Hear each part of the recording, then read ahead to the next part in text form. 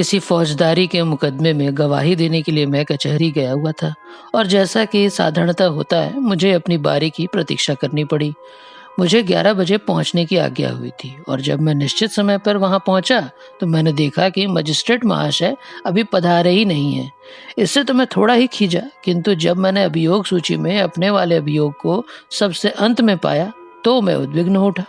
मैं इसका कारण जानने में भी असमर्थ था कि मुझे ऐसे समय उपस्थित होने के लिए क्यों कहा गया है, जिस समय कि मजिस्ट्रेट स्वयं उपस्थित नहीं हो सकता। मैं न तो अभियुक्त था और न ही उसका गवाह, मैं तो पुलिस का गवाह था।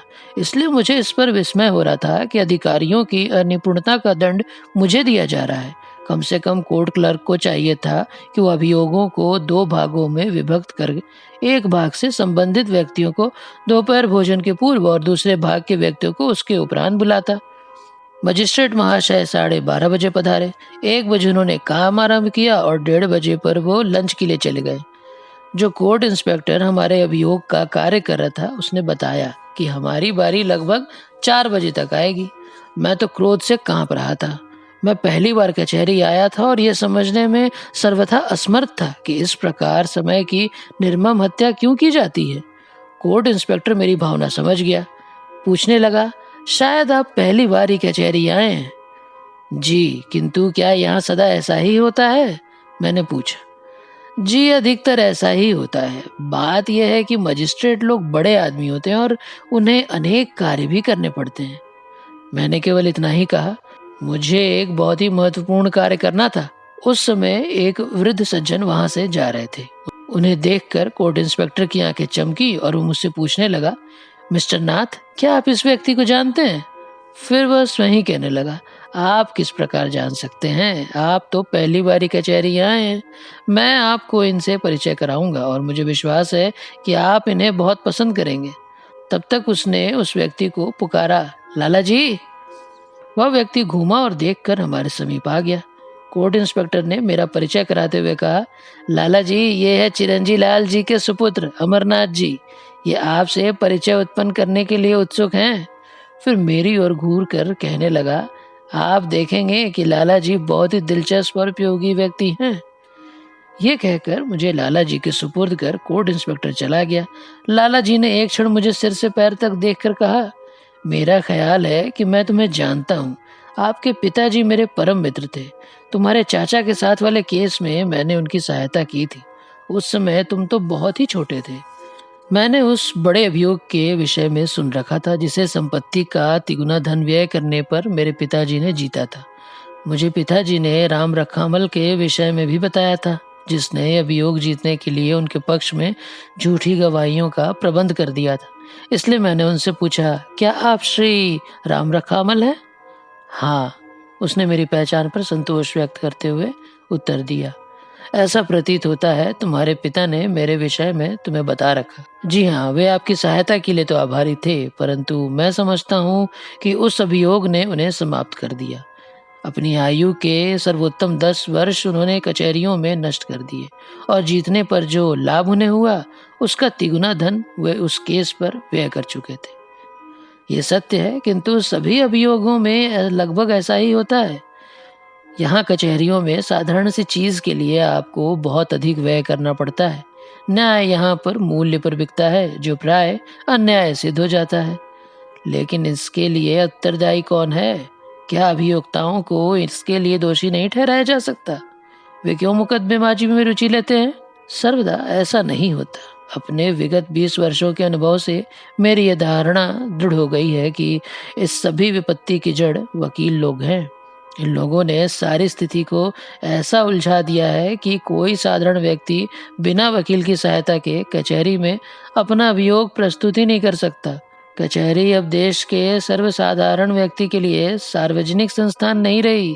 साधारण व्यक्ति और न्याय के मध्य वकील एक ऐसी दीवार की भांति खड़ा हो गया है जिसे लांघने में बहुत साधन और समय का अपव्यय करना पड़ता है। लाला जी, तो क्या आप वकील वर्ग को सर्वथा समाप्त करना चाहते हैं? बिल्कुल, वकील तो बहुत ही भयानक जीव है। अपने मुवक्किल की जीत के लिए उसको सब प्रकार के प्रयत्न करने पड़ते हैं। यह तभी संभव है कि जब विपक्षी के केस में से झूठे अथवा सच्चे दोष ढूंढे जाएं और अपने मुवक्किल के दोष छिपाए जाएं। उचित तो यही है कि मजिस्ट्रेट और जज को कानून का पूरा ज्ञान होना चाहिए, जिससे कि उनके निर्णय पूर्णतः कानून पर आधारित हो। जिस व्यक्ति को कठिनाई हो वह कचहरी में जाकर सरल एवं स्पष्ट भाषा में अपनी बात रखे और मजिस्ट्रेट के अथवा जज के सम्मुख ही उसके वक्तव्य को कोई क्लर्क अंकित कर ले। तब न्यायकर्ता उस व्यक्ति को बुलाए जिसके विरुद्ध शिकायत की गई हो और उसका वक्तव्य भी सुने। तदंतर विषय से संबंधित साक्षियों को बुलाकर फिर अपना निर्णय दे।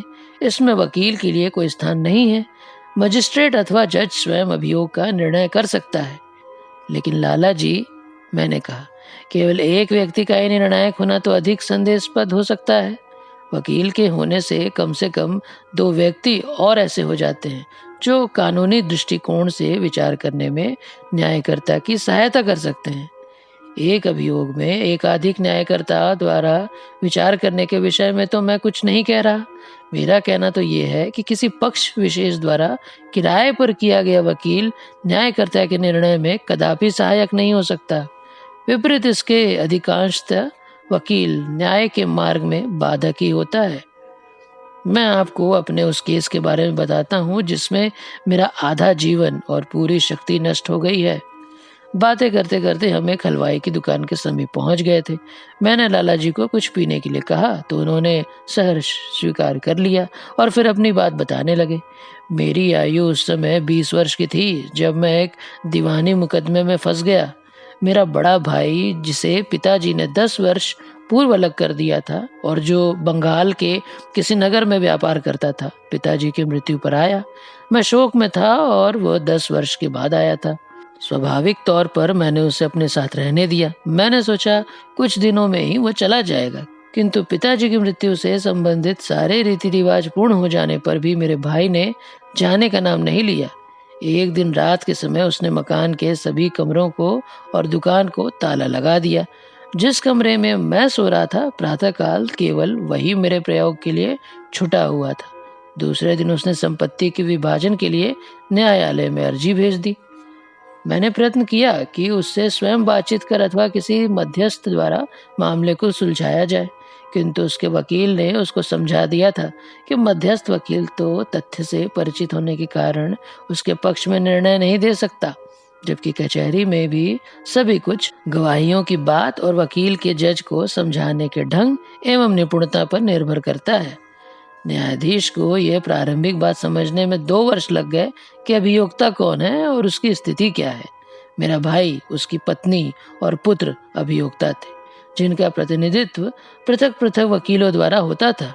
अल्पवयस्क होने के कारण मेरे भतीजे का प्रतिनिधित्व एक संरक्षक भी करता था, जो कि मेरा भाई नहीं था। अभियोग की प्रारंभिक स्थिति में तो मैं स्वयं उसकी देखभाल करता रहा। एक अवसर पर जबकि किसी न किसी बहाने अभियोग की तिथि बार बार टलती रही, तो मैंने क्रोध में यह लिख कर दे दिया, 1 वर्ष अधिक हो गया है, किंतु कोर्ट अभी तक यह नहीं समझा सका कि कौन कौन अभियोक्ता है और कौन कौन उनका प्रतिनिधित्व करते हैं। यदि इस प्रकार कार्य होता रहा, तब तो मैं समझता हूँ कि मेरी मृत्यु के बाद ही संभवतः निर्णय हो सके। न्यायालय ने मेरे वक्तव्य पर आपत्ति उठाई और मुझे धमकी दी गई, मेरे विरुद्ध न्यायालय में मानहानि का अभियोग दायर किया जाएगा।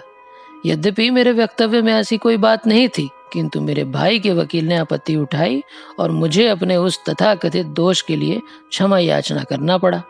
तब मुझे भी वकील रखना ही पड़ा। अभियोग टलता रहा और अंत में हाईकोर्ट के यह निर्णय करने तक कि पिताजी की मृत्यु के समय मेरे बड़े भाई का उसकी संपत्ति में किंचित भी अधिकार नहीं था, 7 वर्ष लग गए। किंतु यहीं इसका अंत नहीं हो गया। जिस संपत्ति पर मेरे भाई ने अपना अधिकार कर लिया था, उसे छुड़ाने में 1 वर्ष और नष्ट हुआ। इस सबका परिणाम ये हुआ कि मेरा भाई भिखारी बन गया और मेरा मकान खाली करने के कुछ ही समय बाद उसका देहांत हो गया। उसके लड़के की शिक्षा इस कारण ठीक प्रकार से नहीं हो सकी क्योंकि उसकी संपत्ति के और भी लेनदार थे। इस समय वह बेचारा एक साधारण सी दुकान पर 30 रुपए की नौकरी कर रहा है। मेरे भाई की पत्नी अपने पड़ोसियों के घरों में काम करके अपना गुजारा कर रही है। मैंने भी मुकदमा लड़ने के लिए इतना कर्ज लिया है कि उसको चुकाने के लिए मुझे वो अब संपत्ति बेचनी पड़ी। इससे भी अधिक बुरा ये हुआ कि मुझे कचहरी में आकर वकीलों की बहस सुनने का चस्का लग गया है और मैं किसी भी व्यक्ति के केस में रुचि लेने लगता हूँ। ईमानदारी के प्रति मेरा विश्वास मिट गया है। कभी कभी मुझे झूठी गवाही देने पर कुछ रुपए मिल जाया करते हैं। अब तक हम ठंडाई पी चुके थे। वो अपने रास्ते चला गया और मैं वापस कचहरी के वरांडे में आकर उसकी बात पर विचार करता हुआ अपने केस की बारी की प्रतीक्षा करने लगा।